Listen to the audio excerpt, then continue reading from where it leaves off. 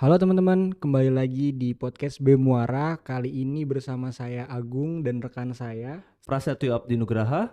Dan pada kesempatan kali ini Bemuara kedatangan tamu yang sangat spesial nih teman-teman. Betul. Kira-kira teman-teman ada yang tahu nggak kita kedatangan siapa? Seharusnya teman-teman sudah pada tahu nih Kak Agung ya. Apalagi kita sudah memasang poster kita tuh kita pajang di media sosial BMKM Universitas Yarsi Kak Agung. Betul Pras. Nih teman-teman yang mungkin mantengin IG BEM harusnya sudah tahu nih Seharusnya siapa sudah tahu bintang yang tamu yang hari ini kita datengin. iya betul Pras. Mungkin langsung aja Kak Agung kita kasih tahu. Langsung kita sapa kali ya Kak Pras ya. Betul. Langsung saja kita sapa Eh, Profesor Dr. Fasri Jalal, PhD selaku Rektor Universitas Yarsi ya. Assalamualaikum Prof. Assalamualaikum Prof. Waalaikumsalam, terima kasih Pras, terima kasih Agung. Ya, Bagaimana Prof? Kabarnya Prof? alhamdulillah sehat-sehat ya. Alhamdulillah Alhamdulillah. nih Prof. Hmm, Sebelumnya perkenalkan kembali dulu Prof. ya, Saya Prasetyo Abdi Nugraha dari Fakultas Hukum angkatan 2020. ya. Biasa dipanggil Pras Prof. Dan Da- saya Agung Ngeriwibowo dari Fakultas Hukum 2019, biasa dipanggil Agung Prof. Iya. Terima kasih Prof sudah meluangkan waktunya nih Prof di tengah kesibukan Prof Fasli untuk bisa menghadiri podcast Bemuara ini pada hari ini.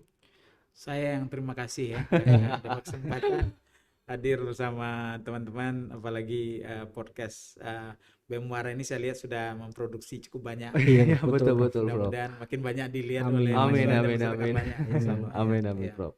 Baik Prof, di tengah langsung aja Prof kita masuk ke pertanyaan pertama bahwanya mungkin kita sama-sama tahu sendiri ya Kak Gung ya Iya. kesibukan dari Prof Fasli ini walaupun kegiatannya dibilang cukup banyak tapi Prof Fasli ini selalu bisa menghadirkan meluangkan waktunya bersama kita semua mahasiswa di Iya, Universitas Yarsi nih betul Kak Gung. teman-teman. Jadi Prof Fasli ini walaupun kegiatannya banyak, tapi Prof Fasli ini selalu tepat waktu gitu Prof. Yang saya lihat tuh setiap saya jadi ikut kepanitiaan ya di acara-acara kampus, Prof Fasli itu selalu datang tepat waktu. Nah mungkin Prof, eh, Prof bisa ini Prof kasih tips buat kami berdua dan Ya. teman-teman pendengar gimana Prof caranya walaupun Prof ini banyak sekali kegiatannya tapi tetap bisa datang tepat waktu. Bagaimana memanajemen waktunya gitu Prof? Iya, tentu setiap hidup ini kan perlu rencana ya. Betul. Dan dari rencana itu kita tahu prioritasnya mana, sehingga kalau kita udah memasang prioritas berarti kita udah menyiapkan diri untuk hadir pada waktunya. Tapi kalau kita merasa kita tidak mungkin hadir pada waktunya, kita beritahu dulu sehingga acara tidak terganggu dan kita bisa hadir, tapi acara bisa jalan sehingga tidak menunggu-nunggu. Oh nggak menunggu-nunggu. Atau kalau memang kita tidak bisa hadir, kita beritahu jauh-jauh supaya panitia juga menyiapkan. Jadi itu kira-kira cara saya untuk memastikan kalau saya udah janji, saling mengingatkan dengan Bu Yuli dan teman-teman yang lain agar pada waktunya kita bisa hadir. Oke. Menghargai orang-orang yang sudah menyediakan waktu dan hadir pada waktunya. Iya Iya, Prof. betul Prof. Berarti Kang Agung nih tadi kita sudah mendapat jawaban nih perihal kalau misalkan kita tuh harus bisa mengetahui dulu nih skala prioritas kita untuk pada hari ini tuh apa aja gitu dari profesi. Terus selanjutnya ada apa lagi nih Kang Agung? Oke tuh sebelumnya teman-teman boleh ya dicoba nih buat teman-teman semua tips dari Prof Fasli tadi boleh dilakukan ya biar kedepannya tuh kita nggak cuma janji-janji aja untuk datang tepat waktu tapi ya kita datang tepat waktu sesuai dengan apa yang kita janjikan gitu ya. Iya betul. Nah Prof tadi ngomongin mungkin soal memanajemen waktu datang tepat waktu itu nggak jauh-jauh gitu tentang mahasiswa ya Prof ya Iya. yang harus datang tepat waktu dan sebagaimana mestinya gitu Prof. Nah teman-teman di sini mungkin mau tahu nih Prof gimana dulu Prof Fasli saat masih kuliah mungkin masih Menjadi menjadi mahasiswa. mahasiswa gitu Prof. Iya. Iya, saya kebetulan ikut aktif juga ya di kegiatan kemahasiswaan, di samping tentu menjaga kinerja akademik ya, dan juga karena kita bagian dari keluarga, tentu kita tetap juga menjadi bagian dari keluarga inti maupun keluarga besar. Jadi dalam 3 aspek itu saya berupaya menempatkan diri. Nah di mahasiswa, saya memang sejak tahun pertama sudah aktif di Dewan Perwakilan Mahasiswa, kemudian masuk ke Senat sampai menjadi ketua Senat. Betul. Kemudian waktu itu Dewan Mahasiswa dibubarkan oleh Kementerian Pendidikan, dirubah menjadi BKK ya, kita Apa tidak itu Prof BKK? Badan Koordinasi Kemahasiswaan, yang governance mahasiswa itu udah diambil alih waktu itu oleh pemerintah, Jadi kalau dulu kita punya Dewan Mahasiswa yang menjadi presiden mahasiswa kayak BEM sekarang, Oh, iya. Betul. kemudian pemerintah mengambil bahwa yang ketua BEM itu langsung wakil rektor 3. Waktu rekor 3. Jadi mahasiswa hanya bunga-bunganya aja. Jadi Betul, betul, betul. kita cukup kecewa, tapi itu kebijakan pemerintah. Saya waktu itu tidak lagi terlibat, saya banyak terlibat di kegiatan ekstrakurikuler ya, dan juga Ekstrakurikuler. kegiatan organisasi ekstra kampus, dan juga ikut program pertukaran pemuda Indonesia Kanada selama 9 bulan waktu sebagai mahasiswa waktu itu. Waktu jadi mahasiswa, Ya. Prof. Kalau boleh tahu nih, Prof, waktu jadi mahasiswa, Prof Fazli itu di mana sih, Prof, untuk ngampusnya gitu? Saya menjadi mahasiswa di Fakultas Kedokteran Fakultas Universitas Kedokteran. Andalas di Universitas Padang. Andalas di Padang. Padang. Betul, Oh, iya. Prof Fazli orang Padang nih. Orang Padang. Orang ya, Padang. iya. Orang Padang menjadi bagian dari Indonesia lah ya. Berarti sering banget untuk mencicipi rendang. Berarti di rumah sering masak rendang juga nih, Prof. Iya, kadang-kadang kalau orang Padang nampaknya seakan-akan banyak makan rendang, padahal makan rendang sekali-sekali juga. Bosan ya Prof ya? Pada acara-acara juga ya kan, iya. ini kan juga rendang itu kan mahal juga ya. Betul, betul, Jadi betul. keluarga-keluarga biasanya ya sekali sewaktu juga makan Oh, rendangnya. Berarti kurang lebih sama seperti kita lah ya, Iya. Prof ya. Kayak Kak Agung nih, kita kan biasa kalau makan rendang kan biasanya hanya di hari-hari Lebaran aja nih, Iya, biasanya benar, gitu ya. benar. Benar, Prof. Nah, Prof, Iya.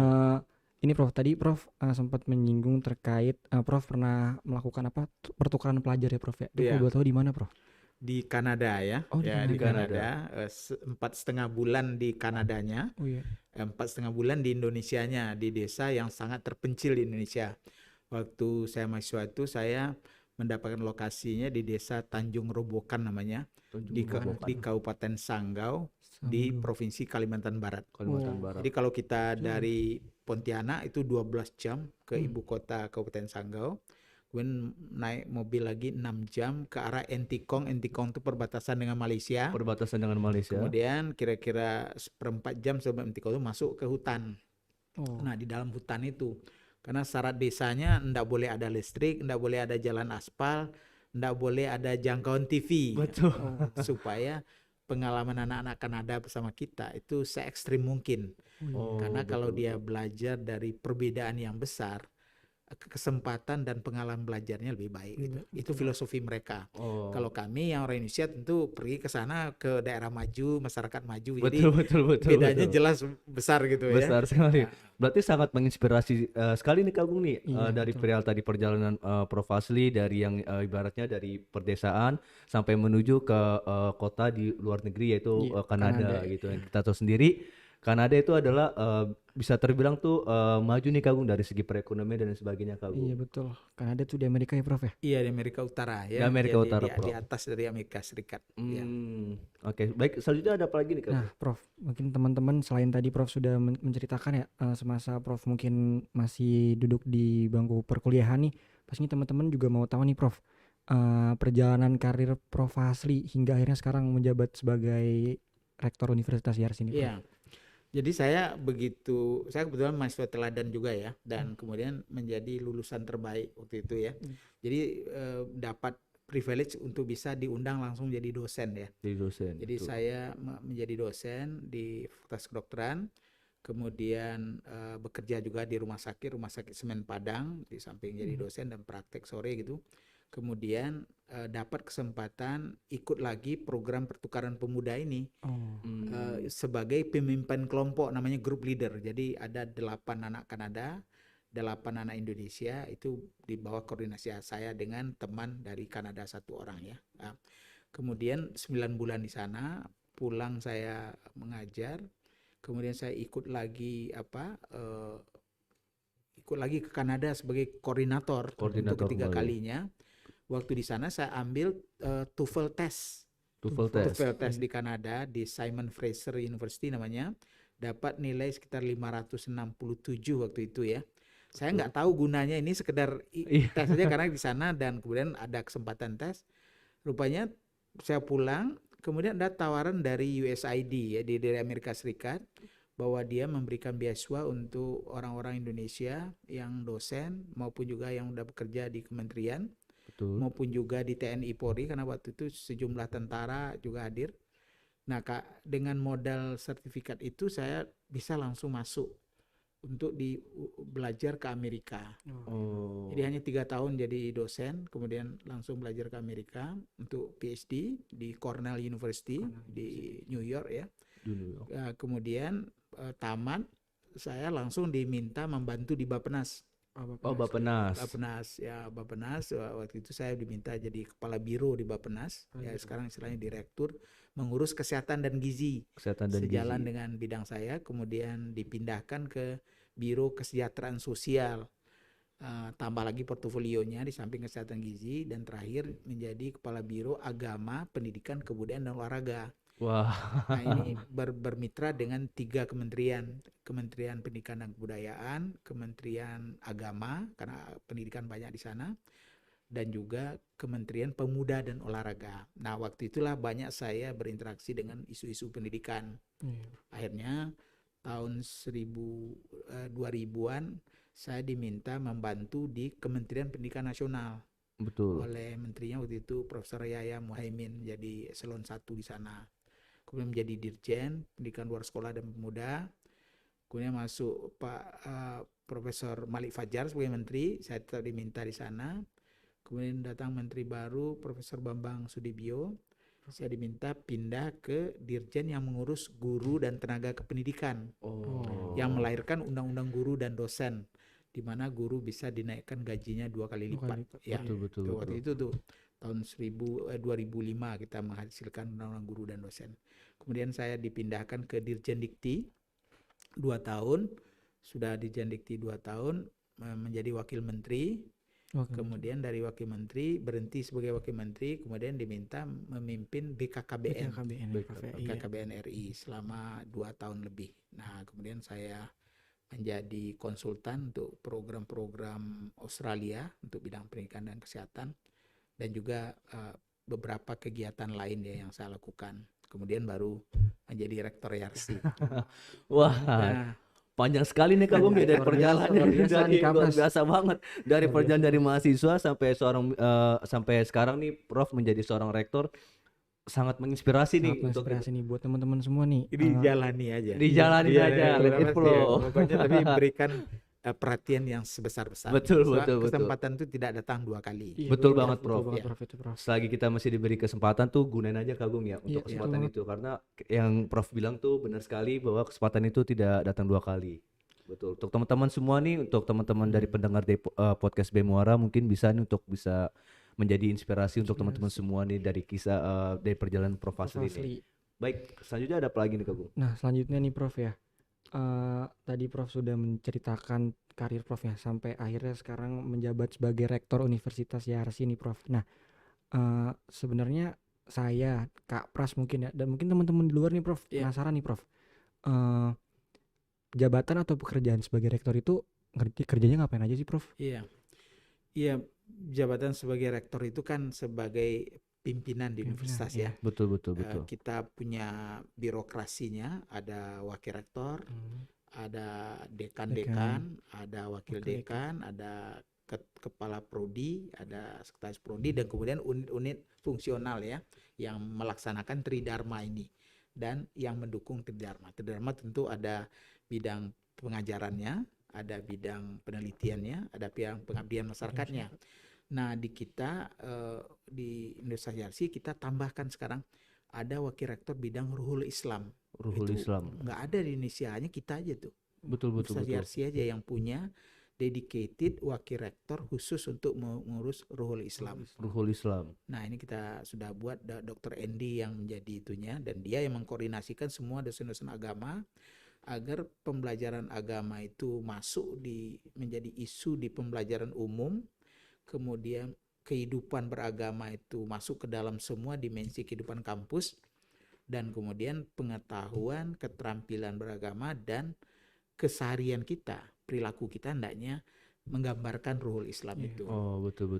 Nah, kemudian tentu ada support ya dari wakil rektor 4 yang bertanggung jawab untuk perencanaan, untuk administrasi, untuk keuangan, sehingga betul-betul kita bagaimana cara kita merencanakan pendapatan kampus, berupaya meningkatkan untuk apa dibelanjakan, bagaimana lebih cost efektif gitu ya, sehingga setiap rupiah yang dibayar oleh mahasiswa itu dikembalikan dalam bentuk mutu pembelajaran, mutu hasil belajar ya, Iya. dan Betul, kompetensi betul, yang betul. diperlukan. Tapi itulah tema besarnya dan itu yang sehari-hari kita amati, kita awasi, kita dukung, kita monitor dan kita evaluasi tahap demi tahap. Ada kadang-kadang ada evaluasinya per kegiatan, ada evaluasi bulanan. Kita melakukan Bulanan. pertemuan bulanan dengan semua jajaran, namanya MOR. Kemudian evaluasi semesteran dan nanti evaluasi tahunan. Ya, Ya, Prof. Ya. Oh berarti untuk evaluasi itu ada yang bertahap-tahap juga dok, betul. Prof ya. Ya, Wah ini sebuah pengetahuan juga nih Iya Kak nih, Agung nih untuk kita pengetahuan baru semua nih. nih. Prof. Iya. Mungkin dari teman-teman mahasiswa mungkin selalu bertanya-tanya sih, benar gak sih Kak Agung kalau misalkan kayak kegiatan keseharian tuh sebagai rektor tuh kayak gimana? Ini mungkin sepengetahuan juga untuk kita Iya, nih. pengetahuan Lalu baru banget, Prof, Prof. ketika Prof Fazli ini diberi amanah untuk menjadi seorang rektor di Universitas Yarsi, apa sih Prof yang menjadi dasar bahwa oke nih aku jadi rektor di Universitas Yarsi, di mana Universitas ini kan adalah kampus yang unik dan iya, spesial gitu Prof. betul. Pertama, saya memang udah lama kenal dengan Prof. Firdaus ya, dalam Betul. berbagai kesempatan, masuk waktu saya Dirjen Dikti dan sebelum itu, jadi sudah lama. Kemudian saya kenal dengan Profesor Asri Rasad ya, sudah lama juga waktu saya di Bappenas dulu, dan saya mengikuti bagaimana Profesor Ali Akbar ya, yang menjadi pendiri juga dari Sekolah Tinggi Ilmu Kedokteran Betul. dan menjadi Yarsi. Jadi saya merasa bahwa perjuangan mereka itu luar biasa dari nol gitu ya, tanpa ada apa-apa, perguruan tinggi swasta baru selesai Gestapu gitu ya, gerakan 30 September itu ya. Nah, dan mereka membangun mimpi besar. Jadi waktu udah sampai ke fase seperti sekarang, terus Prof. Yunus mengatakan bahwa dia perlu seorang rektor. Kami diskusi, sebenarnya bagi saya kan saya sudah wakil menteri, saya udah Dirjen Dikti gitu ya. Betul. Jadi kayaknya kok masih mau lagi gitu kan. Jadi saya bicara mungkin kita carilah cara lain. Betul. Tapi Prof. Yunus mengatakan dicoba aja dulu Pak Wasi, pokoknya nanti kalau memang Pak Wasi sudah mau selesai ya beritahu kita, tapi sekarang bantu IRC dulu. Jadi saya dengan segala senang hati masuk karena saya melihat IRC adalah sebuah wajah dari perjuangan pendidikan Islam ya. Betul. Dia kalau kita lihat kampus-kampus dari perguruan tinggi agama lain itu kan di tempat-tempat strategis, jalan-jalan utama segala Betul, macam. jalan-jalan utama. Kita lihat pendidikan Islamnya di mana gitu kan. Nah, alhamdulillah IRC berada di Jakarta Pusat, Di Jakarta Jalan Pusat. Utama, dan Betul, juga betul. sudah menunjukkan wajah dengan gedung yang mumpuni ya, yang tidak kalah dengan standar internasional, Betul. dengan mahasiswa yang canggih-canggih, dengan dosen-dosen yang saya temukan luar biasa kreatifnya. Jadi saya lihat ini mutiara ini. Mutiara tersembunyi ya, Prof ya. bagaimana kita memoles sehingga makin bersinar gitu. Padahal modalnya sudah besar, sejarahnya panjang. Sejarah panjang. Dan orang-orang yang masuk di sini kan relatif terpilih juga, dan dosen-dosen yang saya temukan luar biasa gitu. Luar biasa sekali, Jadi Prof, ya. saya tidak ada yang lain, saya katakan saya bersyukur benar dapat menjadi bagian dari universitas ini. Gitu. Oke. Nah, Prof, lalu selama Prof Fazli menjabat sebagai rektor di Universitas Yarsi ini, apa hal yang paling berkesan Prof sejauh ini? Iya, yang pertama yang berkesan bagi saya ya keramahan ya, Keramahan. jadi dan tawadu. Jadi kalau kita masuk sini nampak mulai dari pintu depan, satpam, tugas kebersihan, dosen, mahasiswa itu ngeklik langsung dengan suasana kekeluargaan. Betul. Nah, itu tidak banyak ditemukan. Nah, itu kita harus pelihara. Itu kebanggaan. Dan mudah-mudahan bukan hanya di sini aja, pada akhirnya menjadi kebiasaan kita. Betul, ya kan? betul. Yang kedua, fasilitas kita ya, tidak kalah lah. Mau dengan UI, mau dengan siapa. Iya betul. Bandingkan betul, aja, kita kan bisa kemana-mana. Iya, ya kan? iya. Tidak kalah. Nah, kemudian dosen-dosen kita juga, menurut saya dan tanda kutip world class lah, lulusan dari perguruan tinggi terbaik dalam negeri, luar negeri, ya kan. Betul. Kemudian juga yayasan yang mau untuk bicara mutu, bukan hanya mencari pemasukan, mempersempit pengeluaran gitu ya. Betul. Tapi apa yang perlu dilakukan untuk mutu, dan itu didukung penuh. Jadi labor dengan fasilitas yang mahal disediakan. ruang kuliah, sarana, perpustakaan segala macam, apa yang dibutuhkan diupayakan oleh yayasan. Dan itu tidak banyak atau sedikit cuman yang mau dalam proses seperti itu sungguh-sungguh. Karena itu kan mahal semua. Jadi berarti kan mengurangi ujung-ujungnya dananya ke yayasan. Iya. Iya betul Tapi betul Prof. kalau tujuan besarnya adalah untuk mutu, ya apapun harus dikerjakan, baik di kami di rektorat, para dekan, para kaprodi, dan kita harus dukung. Dan itu perlu dana, perlu alat, perlu sistem ya. Iya. Dan itu kita harus lakukan. Dan saya menemukan peluang untuk bekerja sama seperti itu jauh lebih mudah di sini. Betul. Jadi sekarang kita IRC sudah mendapat banyak kepercayaan. Sekarang berbagai hibah-hibah kompetitif di Dikti kita menangkan. Kita diundang di berbagai forum, kita menjadi ketua atau panitia atau pembina di berbagai forum-forum pendidikan tinggi, baik di forum rektor, saya ikut di sana, atau organisasi yayasan yang mengampu perguruan tinggi swasta, saya dengan Prof. Nalis juga ikut di sana. Kemudian dengan kerjasama dengan BKKBN untuk stunting, kita Betul. juga leadernya, dan dengan Menko PMK untuk revolusi mental ini, kita juga menjadi orang yang sangat dihargai di sana dan disejajarkan dengan perguruan tinggi besar yang lain.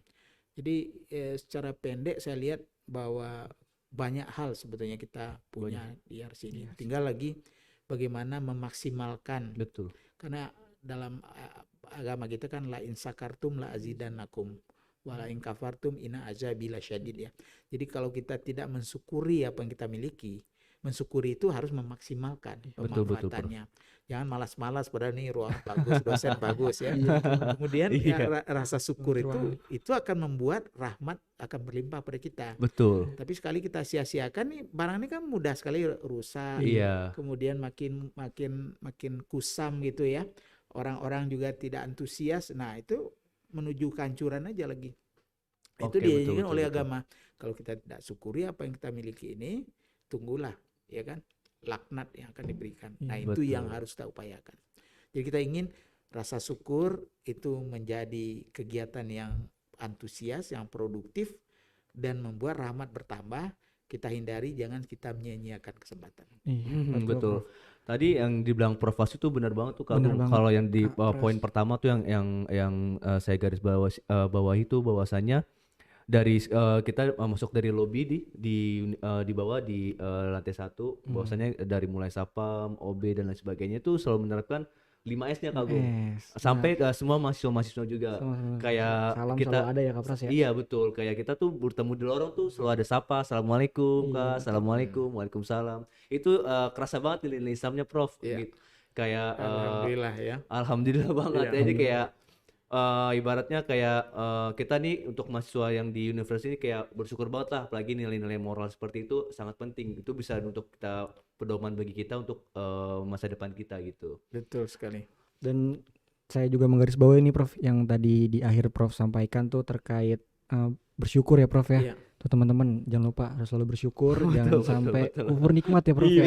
Karena azab Allah sangat pedih teman-teman. Makanya Prof, kan kemarin kan kita tahun 2019 seperti yang kita tahu beberapa tahun terakhir nih kita dilanda dengan pandemi COVID-19 Prof. Semua kegiatan sekolah, kampus dan kerja dan lain sebagainya tuh semua kegiatan tuh online Prof. Atau biasa kalau dibilang tuh work from home atau school from home dan lain sebagainya. Nah, yang aku ingin tanyakan tuh dalam kemarin pandemi COVID berlangsung beberapa tahun ya Prof, yang mana kita sendiri tahu menjadi terbiasa untuk melakukan kegiatan di dalam rumah. Itu gimana sih Prof untuk menjalankan semua aktivitas dalam work from home itu Prof? Iya. Jadi Universitas IRC agak pionir dikit ya. Jadi sebelum pemerintah mengumumkan COVID ini sebagai pandemi di Indonesia, kita udah melakukan seminar dulu. Jadi kita udah membahas ini COVID ini dari tinjauan agama, dari tinjauan politik dan kepemimpinan negara. Waktu itu Pak Yusril dari agama dari MUI, kemudian dari keilmuan, kemudian dari regulasi, kemudian dari ID dan Ari Paru juga. Jadi kita udah bahas, kita udah mengantisipasi ini pasti akan dahsyat ya.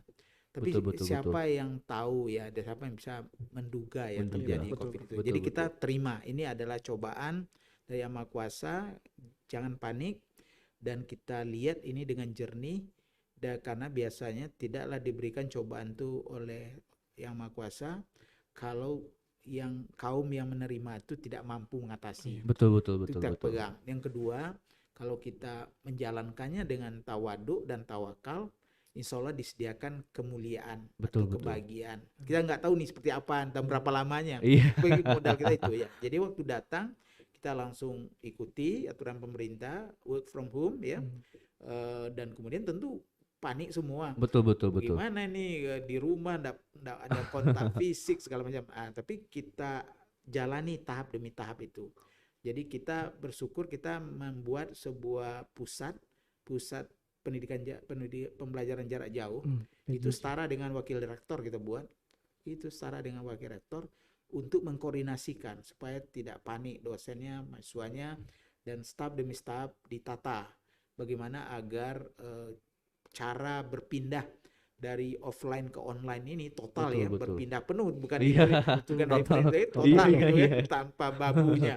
Kita jalani ya, kita aja 250 dosen itu untuk bicara bagaimana cara mereka melihat pembelajarannya karena ini online, apa yang mereka sudah miliki, apa yang belum, apa yang perlu disiapkan bersama. Jadi Pak Andreas sebagai ketua PJJ kita mendampingi itu setiap dosen di dalam melakukan transformasi dari Betul, belajar offline kepada online. Iya. Nah, kemudian cara absensi, cara menguji, cara menghindari kecurangan, cara belajar lebih aktif ya, dan menggabung antara sinkronis dengan asinkronus gitu ya. Betul, betul. Yang langsung pada waktu yang bersamaan atau dia belajar mandiri sesuai dengan kesempatan dan Betul, kecepatan betul, mereka. Itu kita berikan. Dan waktu itu masih ingat saya Pak Andreas mengatakan bahwa kita harus meyakinkan bahwa ini kesempatan belajar aktif. Jadi yang mau pintar itu siapa? Bukan dosen. Kan yang mau pintar kan mahasiswa. Betul, betul, Nah, betul, kalau mahasiswa betul. mau pintar, mari kita duduk. Gimana caranya pintar? Informasi tersedia luas. Betul, Lebih betul. hebat dari dia memiliki dosen kan. Iya. Anda bisa tahu dari pemenang hadiah Nobel, dari jago-jago dunia ada bidang itu kan. Dan dosen kadang-kadang nggak tahu itu. Jadi ilmu artinya di ujung telunjuk masing-masing. Oh iya, betul, Nah, betul. cuman dosen kan penting menjadi fasilitator.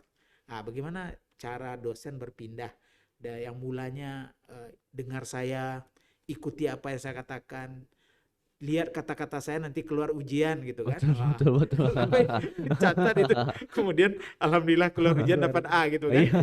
Iya. Tapi kita sangat tergantung kepada apa yang dikatakan dosen. Nah, itu Betul. udah masa lalu. Sekarang bagaimana cara kita mengerti tujuan yang mau dicapai, cara mencarinya itu sangat kaya. Tapi kita tetap berkonsultasi dengan dosen sebagai orang yang sudah punya pengalaman dan tahu bagaimana mendampingi kita dan apa yang penting, apa yang kurang penting. Betul, Iya, betul, betul, betul, Prof. Prof. Nah, dengan cara itulah secara bertahap kita akhirnya bisa menjalani proses belajar dengan online itu. Kemudian begitu ada kesempatan kita gabung dengan hybrid ya, kita masukin juga offline, Betul, terutama betul. untuk yang kedokteran, psikologi yang butuh kontak langsung yang nggak bisa tidak ya. Betul, Prof. Nah, kemudian sekarang alhamdulillah sebagian besar sudah mulai kita offline kan. Oh iya, betul, betul. Walaupun online-nya tetap. Karena nanti nampaknya kombinasi ini akan menjadi keseharian kita Iya, sesuai betul, dengan betul. kebutuhan. Nah, Prof, kan alhamdulillah ya Prof ya, sekarang udah mulai kuliah dan sebagainya sudah mulai dapat dilaksanakan secara tatap muka, secara offline. Nah, Prof, tapi pastinya kan tadi seperti yang Prof sudah jelaskan, dari offline masuk ke online itu terdapat kendala. Begitupun dari online kembali lagi ke offline nih, Prof. Iya. Nah, kira-kira selama ini hampir 1 semester kita udah mulai hybrid dan offline nih, Prof. Iya. Kira-kira kendala apa aja sih, Prof nih yang mungkin dirasakan universitas? Ya, pertama dari kami tentu bagaimana dosen-dosen semua pengampu mata kuliah itu paham lessons learned yang mereka dapat pada waktu offline yang di awal sebelum COVID, apa esensi yang menurut mereka sangat penting, kemudian apa pembelajaran yang mereka peroleh selama online, dan kemudian waktu penggabungan hibrid ini gimana caranya, ya kan? Nah, ini memang sangat individual ya, nggak bisa kita buat template yang harus dipaksakan ke semua dosen dan mata kuliah, karena beda-beda kadang-kadang kan. Antara kedokteran dengan kedokteran gigi dengan problem based learning dengan tutorial itu beda dengan ekonomi atau psikologi atau TI atau perpustakaan. Betul Prof. Tapi tentu dosen-dosennya tahu masing-masingnya. Jadi kita meminta kepada Ibu Dr. Wening sebagai WR1 untuk memfasilitasi bagaimana pembelajaran hibrid itu dilakukan dengan keunikan dari masing-masing mata kuliah dan prodi, tapi mengambil maksimal pembelajaran waktu kita penuh offline Betul. dan penuh online, dan sekarang kita gabung unsur-unsur terbaik dari kedua itu. Oke. Pertama. Yang kedua, bagaimana masalah pengaturan jadwal, masalah modalitas yang lain yang bisa memperkaya penugasan kah, project based learning kah, itu kita upayakan sehingga pembelajaran tidak monoton gitu ya. Betul. Karena sekarang aktivitas mahasiswa itu yang paling menentukan Betul. apa ilmu yang akan didapat, kompetensi apa yang mereka perlukan, dan mereka sudah harus diajak berpikir bukan hanya di ujungnya ini sekedar ijazah, tapi karir mereka nanti. Iya, betul. Jadi simulasi-simulasi mengenai karir, kebutuhan untuk karir itu menjadi penting.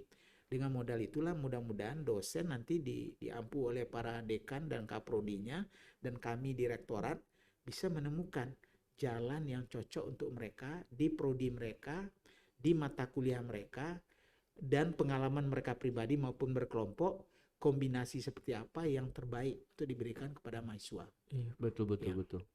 Baik Prof, ini kan tadi Prof Fazli udah menjelaskan perihal kendala ataupun yang dihadapi oleh selama kegiatan berlangsung secara normal dari masa transisi.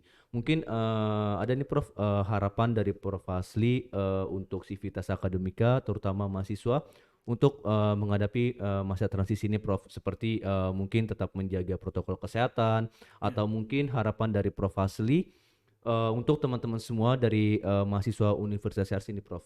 Iya. Gimana Prof? Ya, pertama ya COVID ini kan belum selesai ya. Betul Prof. Dan dunia pun penuh ketidakpastian juga dengan dengan strain-strain baru ini ya. Betul. Dan di Amerika sendiri juga sudah muncul, tapi mungkin tingkat kematian tidak sebesar yang lalu ya. Betul. Di Cina yang demikian ketat dia toh meledak lagi kan sekarang di Guangzhou. Jadi memang masih penuh ketidakpastian. Di Indonesia juga sudah mulai naik lagi dan angka kematiannya juga sudah meningkat. Tapi artinya kita tidak perlu disandera oleh itu. Iya betul. Kita harus lebih berani. Jadi karena itu vaksinasi menjadi penting, booster menjadi penting. Kemudian lakukan aja kegiatan apa yang perlu, jangan ragu-ragu. Kalau memang kita terinfeksi ya lakukan protokol kesehatan. Kita harus istirahat dan tempat itu diamankan. Kita kosongkan kelasnya di online kan kembali. Betul. Iya, betul. Pokoknya harus responsif kita. Betul. Tapi tidak boleh mengganggu kita. Kita harus melakukan kegiatan apapun yang bisa kita lakukan. Betul Prof. Oke baik Prof. Mungkin sekarang kan tadi kita udah membahas perihal dari permasalahan dari akademik dari mulai dari online ke sampai saat ini masa transisinya ke offline.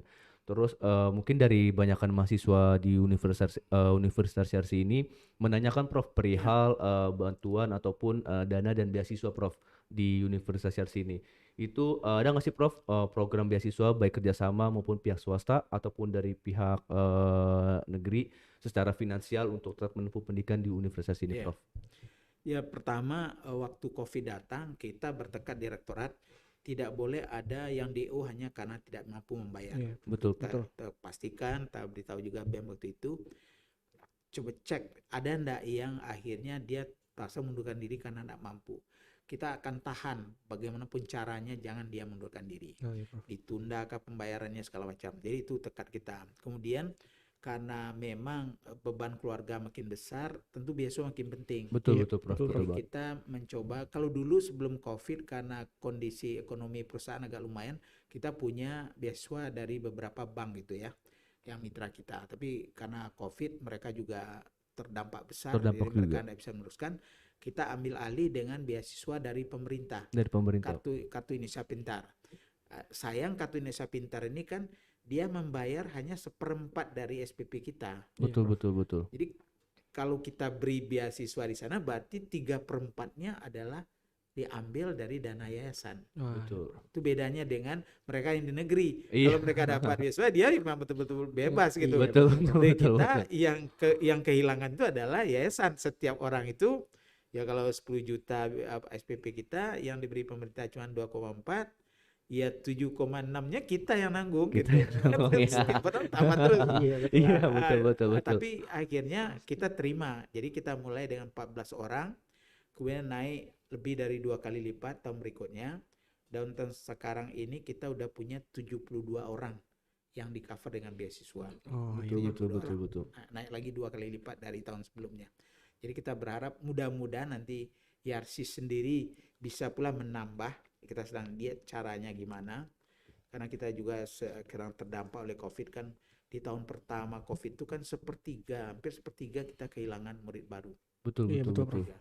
Belum lagi yang membayar nggak bisa atau pasal dicicil Iya, iya. panjang atau dibayar bulanan atau di diskon segala macam. Jadi upaya untuk jangan ada yang DO. Jangan Karena ada yang DO DO. itu. Jangan sampai ada Ya, yang DO ya Prof ya. ya. Nah Prof, ini ada pertanyaan titipan ya Prof ya, Ya. dari mahasiswa lagi nih Prof. Ya, Ada yang nanya nih Prof, Prof kan punya beberapa warak ya Prof ya. Ada Iya. berapa Prof? 5 atau 6 Prof kalau nggak salah Prof. 5. Itu kira-kira yang paling apa ya Prof ya? Yang paling disayang gitu Prof kata mahasiswa Prof, siapa nih Prof? Kalau boleh tahu. Mereka ini kan punya kelebihan masing-masing ya. Betul. Dengan tupoksinya ya. Betul, betul, Prof. Jadi WR1 Dr. Wenning ini dia dokter, dia orang yang sangat sungguh-sungguh ya, dan dia pegang portofolio menang pendidikan dan pembelajaran ya. Oh iya Prof. Nah, itu dengan segala gaya banyak hal yang dia lakukan sekarang, termasuk bagaimana kita menyambut kurikulum merdeka ini ya, mereka Betul, betul, belajar betul, ini ya. betul. Merdeka ya Prof ya. Supaya nanti dia hanya bukan karena instruksi, tapi memang kebutuhan kita dan match dengan tujuan akhirnya kan tetap kompetensi mahasiswa. Betul, betul, betul. Bukan hanya sekedar menjalankan, tapi kalau tidak membantu kepada peningkatan kompetensi, menambah pengalaman, menambah jaringan, berarti nggak cocok dengan kita. Betul, betul. Nah, itu yang kita sesuaikan. Nah, itu Bu Wening. Kalau Ibu Yulia, dia kan penelitian. Penelitian kita makin canggih sekarang dan banyak, kita dapat 5 miliar lebih hadiah-hadiah dari Kementerian Pendidikan dan Kebudayaan yang dulu belum pernah kita dapat sebesar itu. Betul, Karena betul. tadi daya saing kita makin kokoh, kita makin dipercaya oleh mitra-mitra, kita mitra dengan Carun Pokpan ya, kita mitra dengan Tanoto Foundation, kita mitra dengan Kalbe Pharma untuk penelitian, kita mitra dengan luar negeri dengan Maastricht University. Nah, kemarin kita baru aja mitra dengan Nottingham University dari UK, kalau Maastricht itu di Belanda. Kita udah biasa dengan Malaysia. Sekarang kita mengirim dosen kita mengajar di India. Iya. Iya. Dari TI. Jadi kinerja penelitian ini saya kira cukup banyak lah. Nah, yang ketiga adalah wakil rektor bidang pengabdian masyarakat. Nah, pengabdian masyarakat ini sebenarnya tidak banyak perguruan tinggi yang mengkhususkan. Biasanya Betul, betul, betul. wakil rektor untuk penelitian itu sekaligus penelitian dan pengabdian masyarakat di satu wakil rektor. Di kita bagi benar. Karena kita tidak ingin perguruan tinggi kita jadi menara gading. Kita ingin pengabdian inilah. Ilmu itu untuk apa kalau tidak diabdikan pada masyarakat. Betul, betul Nah, sekali, jadi Prof. perhatian karena satu wakil rektor yang menyusun ini menjadi sangat penting. Dan terakhir, selain dari wakil rektor 4 yang untuk keuangan, kita punya perencanaan keuangan lebih rapi, peningkatan pemasukan dan efektivitas penggunaan, itu wakil rektor 4 Profesor Nurul. Nah, kita punya wakil rektor baru nih, wakil rektor 5 Nurul Islam ini. Ini udah mulai banyak kita lihat di masjid sekarang makin lebih semarak. Kita melakukan tes kemampuan baca Al-Quran untuk semua intake mahasiswa baru. Kemudian kita kategorikan mereka mana yang sudah advance mengajar adiknya, mana yang perlu kita undang 3 lembaga tahfiz untuk melakukan peningkatan kemampuan membaca Al-Quran dan pengertiannya pada anak-anak baru kita terutama. Kemudian baru mahasiswa yang lain. Jadi itulah kira-kira. Jadi mereka punya kelebihan di masing-masingnya. Betul, betul, Mereka betul. punya bidangnya masing-masing. Beda Betul, masing-masing. Seperti pikirannya. kayak kita aja Kak Gung. Setiap orang kan kayak di BEM ini nih Iya. ada Riza sebagai presidennya dan juga menteri-menterinya. Iya, betul. Pasti Riza tuh memikirkan akan hal-hal kayak dalam artian setiap orang kan punya kelebihan kekurangan Iya, masing-masing. betul. Nah, itu mungkin yang Prof Fazli itu kurang lebih sama seperti kayak Riza gitu. Iya. Kayak pemilihannya juga harus secara tepat ya Prof ya. Iya betul, Iya, betul sekali. Nah, Prof, tadi kembali ke beasiswa ya, Prof ya. Iya, Di sini kami juga mau memperkenalkan nih, Prof. BEM Iya. tuh punya program kerja nih, Prof. Iya. Namanya Uang Saku Filantropi nih, Prof. Iya. Nah, ini tuh program Uang Saku ini eh, tujuannya tuh kurang lebih sebenarnya mirip sama bantuan dana gitu ya, Prof ya, Iya. buat teman-teman yang mungkin masih berkendala nih, Prof ya. Nah, buat konsepnya sendiri ini, Uang Saku Filantropi ini bantuan dana dari, bersama, dan untuk mahasiswa. Jadi kita melakukan open donasi nih, Prof, dari mahasiswa, lalu Iya.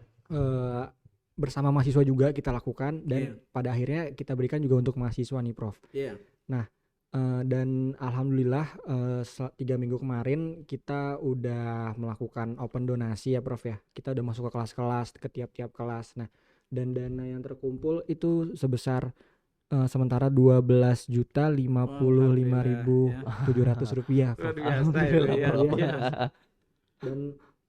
Dan minggu ini nih, Prof, di hari Senin kemarin kita juga udah masuk ke tahap pendaftaran, Prof. Jadi buat teman-teman mahasiswa yang mungkin mau mendaftar untuk Uang Saku Filantropi ini, bisa nanti langsung aja cek di IG BEMYARSI @BEMYARSI, atau mungkin nanti boleh dibantu nih kakak-kakak buat dimasukin link di bawah sini ya, Kak. Betul Bisa nggak, betul. Mas? Nanti akan dimasukin nama teman-teman dari teman-teman dari BEM untuk kita mendaftarnya tuh di mana, nanti bakal dicantumin link di bawah di YouTube-nya.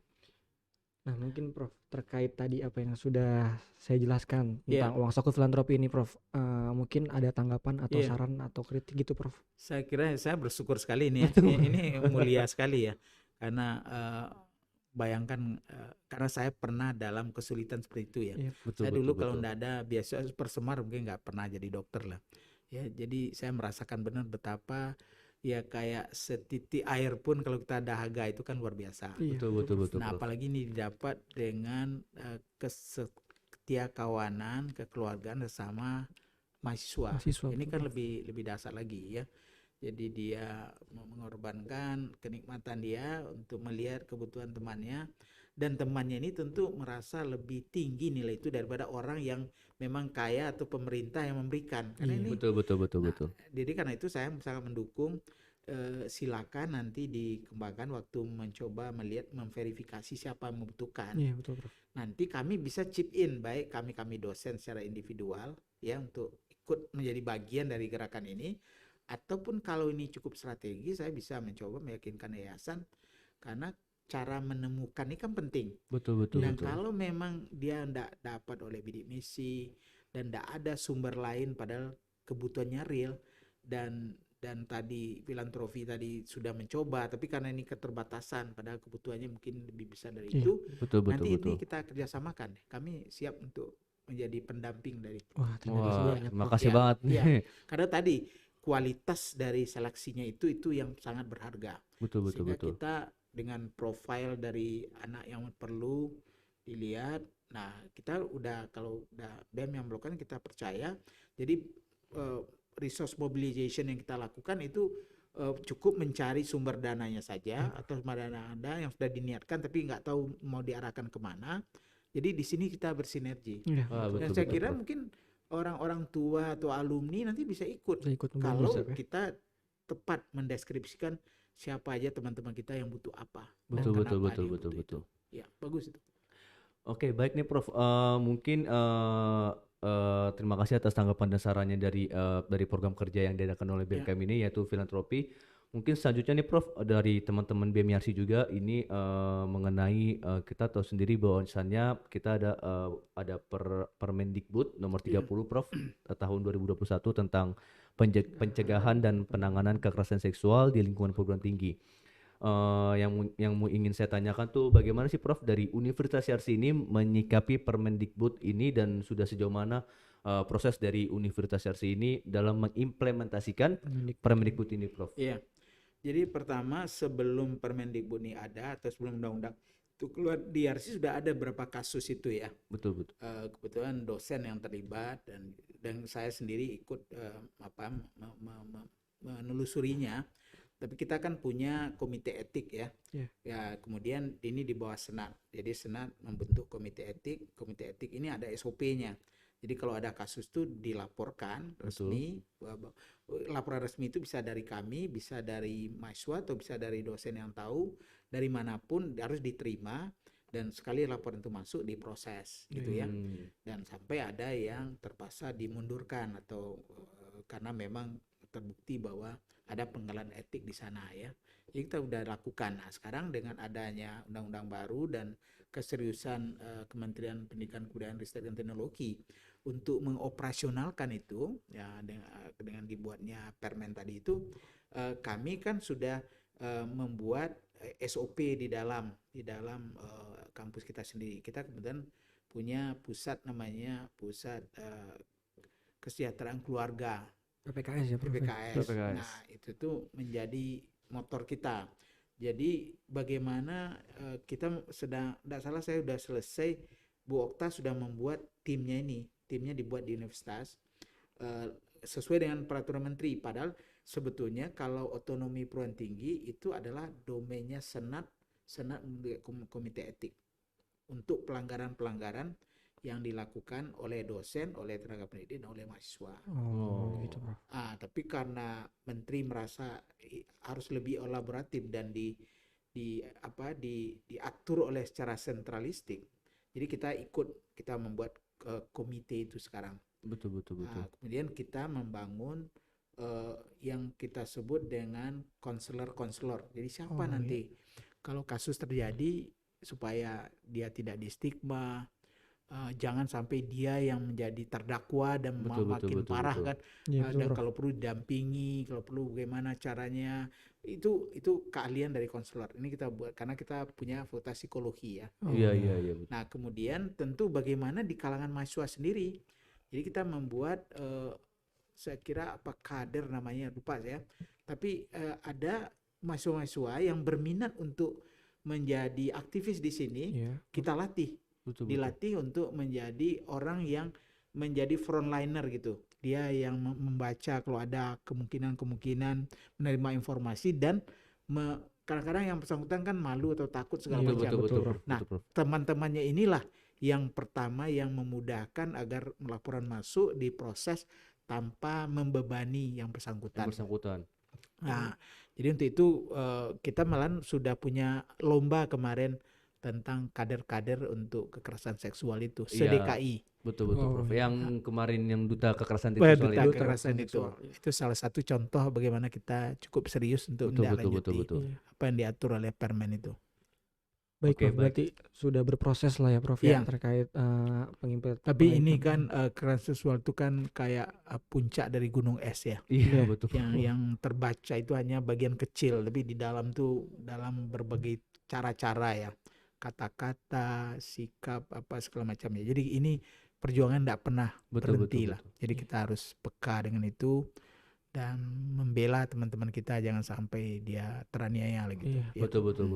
Nah juga untuk teman-teman mahasiswa ini, jadi ini nggak perlu takut lagi nih Iya. Kak Agung ya, perihal bahwasannya implementasi di kampus universitas ini udah sangat nyata, bahwasannya kayak kita udah ada teman-teman di mana tuh kayak kemarin ada duta anti kekerasan seksual, di mana itu bisa kalau misalkan ada itu kita bisa ngadu nih ke orang tersebut gitu.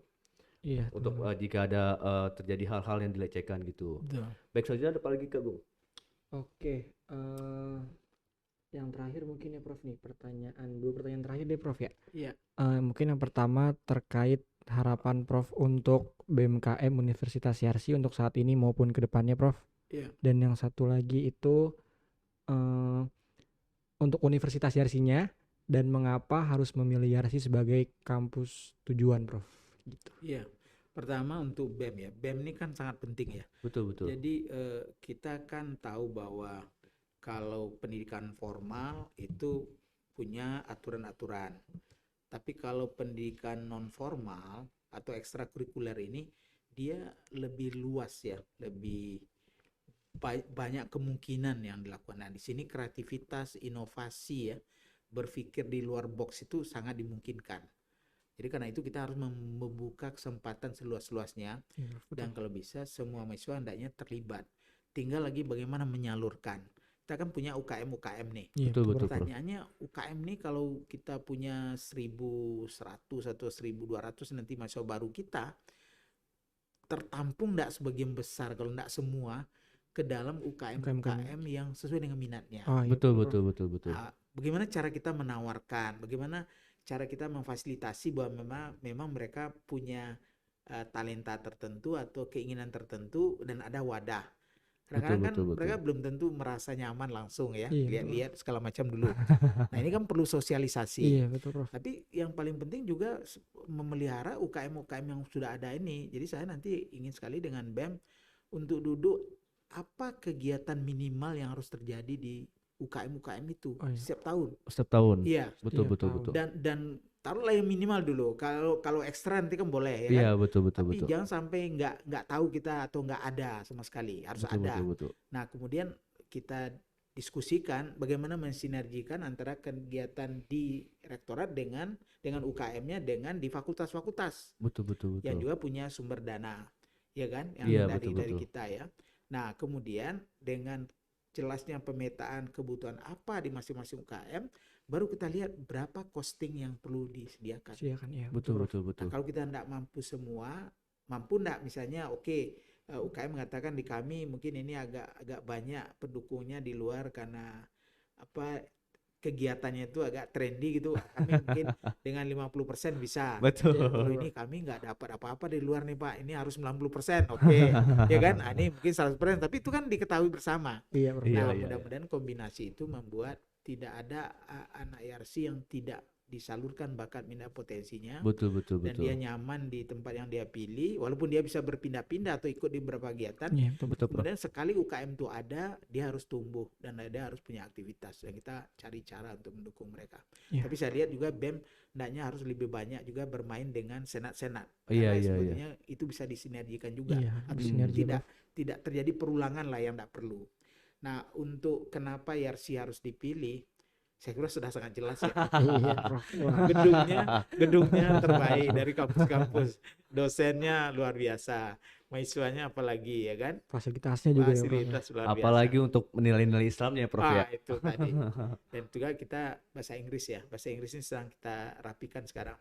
Kita mau semua lulusan IRC dia juga punya visi internasional. Betul, betul. Karena begini, kita mendapat bonus demografi ya. Jadi usia angkatan kerja kita kan berlimpah sekarang.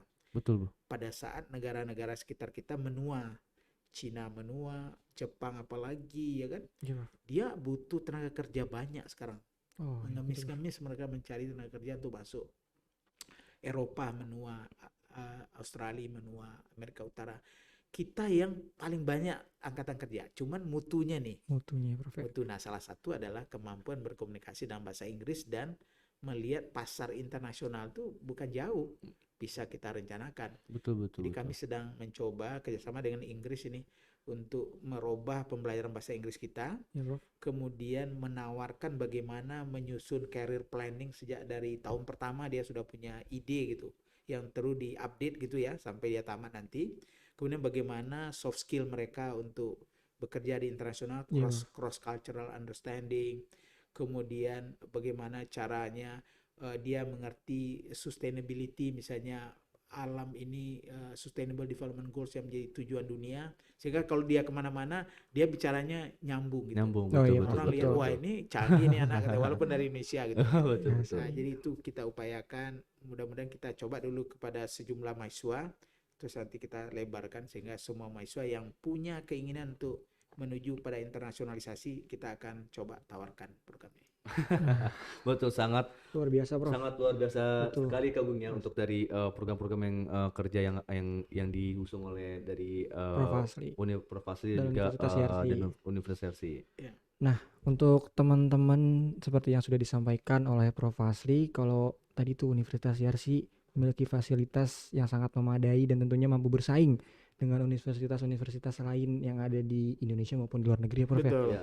Dan yang terpenting untuk teman-teman di luar sana yang masih bingung mau kuliah di mana? Kuliah di mana, Prof? Kuliahnya Kuliah di kuliah aja Yarsi buat cuma satu, aja. Universitas Yarsi aja. Salah satu fasilitasnya yaitu kita ada di sini nih Kak Gung, Iya. yaitu ruangan multimedia nih, Iya, yaitu bagus kita banget ada untuk podcast seperti ini nih Kak Iya. Gung nih. Dan Jadi Dan Nggak- ini bisa tiap hari dipakai oleh mahasiswa Wah, nanti kan. amin. Jadi kalau dia mau buat podcast untuk apa pribadinya juga boleh nanti kan, kita asal dijadwal Boleh, aja boleh. nanti kan. Iya betul Prof, Iya. betul Prof. Ini salah satu dari banyaknya fasilitas di Universitas Haris yang bagus-bagus nih Prof. Ini salah satunya ya. Iya. Kampus ya. Nah, mungkin Dan kita juga punya artificial intelligence ya. Itu enggak banyak juga. Sekarang kita punya. Wah. Kemarin dikunjungi oleh Inggris. Iya. Kita punya juga labor untuk bagaimana legal drafting di Legal fakultas hukum. drafting. Oh iya iya. Oke. Nggak Baru ada Prof, tempat itu. lain tuh. Iya, Udah lihat, iya, udah iya. lihat tempatnya. Nanti mau Udah ada, diresmikan oleh Dirjen Hukum Iya. PP yang di Kumham. Kemenkumham ya. Kemenkumham. betul. Iya. Itu sangat bagus sekali Prof. Itu ibaratnya kayak kita untuk saat ini nih mahasiswa dilatih untuk bisa membuat legal drafting itu Legal secara drafting, betul, baik Prof. gitu Iya. dari masa kita kuliah ini Prof. Iya. Oke baik Prof. Terima kasih Prof untuk waktu dan ilmunya nih sudah berbagi sama saya dan juga teman-teman semua yang ada di Ya. Universitas RI. Banyak sekali informasi atau insight yang Anda dapat dan teman-teman mahasiswa yang ambil dari podcast hari ini bersama Prof. Fazly. Banyak sekali hal-hal positif yang dapat diambil juga. Sekali lagi saya ucapkan terima kasih Prof. Sudah bersedia hadir di waktu pada hari ini. Ya, terima kasih juga kepada teman-teman dari BMKM khususnya dari podcast BMWara ini sudah mendengarkan podcast hari ini. Mungkin Prof, terakhir ya Prof ya sebelum Iya. ditutup nih Prof. Iya. Mungkin ada closing statement dari Prof Fazly, Prof silakan. Iya, saya bersyukur, alhamdulillah bertemu dengan Agung dan Pras di podcast dan Banyak juga sama Prof. dengan semua mahasiswa yang hadir ya. Mari kita gelorakan Betul, dialog-dialog ini. Betul Dan nanti betul. jangan dengan saya aja, dengan banyak sekali wakil rektor, dekan apa sekarang kita buat tema-tema Iya betul ya betul kan? Prof. Dan juga dengan mahasiswa-mahasiswa Betul yang betul. punya pengalaman khusus atau dia punya pengalaman pribadi yang mau disampaikan, nanti dikurasi mana yang kira-kira pantas untuk kita perdengarkan. Dan ini kan bisa dipakai sepanjang hari, sepanjang minggu ya, sepanjang bulan. minggu, Jadi sepanjang bulan. jangan ragu-ragu. Jadi kalau tempat kita siapkan ya. Paling-paling nanti apa snacknya aja kita apakan nanti ya. Jadi terima kasih banyak ya atas Oke, kesempatan Prof. ini. Ya, sekali lagi terima kasih banyak Prof Fazly dan maaf apabila ada bahasa atau tutur kami yang kurang berkenan di Prof Fazly. Dan untuk Sudah teman-teman sejalan dengan ruhul Islam. Alhamdulillah Prof. dan untuk teman-teman terima kasih juga sudah mendengarkan dari awal sampai akhir. Saya Agung dan Saya Prasetyo pamit undur diri. Jangan lupa untuk di like, Comment, comment, dan and subscribe YouTube subscribe. dari BEM Yarsi dan jangan lupa dengerin podcast BEMWara yang lainnya ya teman-teman ya. Iya betul Kak Sampai Go. jumpa di Podcast BEMWara episode selanjutnya. Dadah. Dadah.